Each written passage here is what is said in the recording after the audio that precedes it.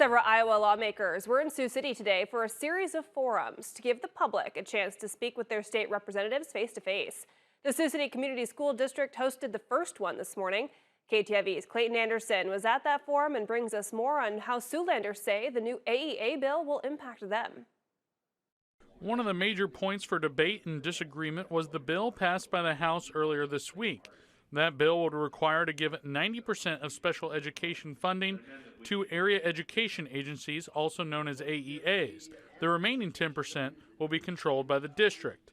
Republicans in attendance say this will ensure the AEA structure stays intact while also allowing more district control with funding for services. What we're doing is giving the locals the ability to be able to structure the kind of assistance and an aid to students that they know very well and they know what their needs are. Sioux City Community School Board member Dan Greenwell agrees that more district control in regard to funding is a good thing and will allow the district to be more efficient with their budgeting.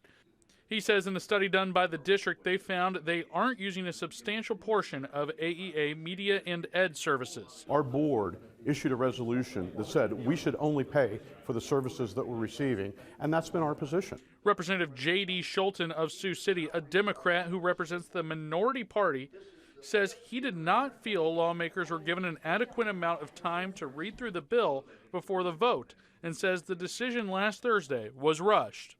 Ultimately, the bill was crappy and rushed, and the process was crappy and rushed. Caitlin Dre, an advocate who runs an Instagram account called Moms for Iowa, says she wanted to speak on behalf of AEA staff being uncertain of their future with this new bill being passed by the House. I'm concerned about the level of security that we're providing dedicated public employees, and I'm also concerned that the bill was rushed. Another big talking point was a new House plan that pencils in a 2.5% increase in public school funding, also known as SSA.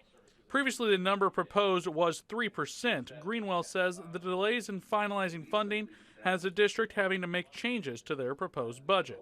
It's a disappointment.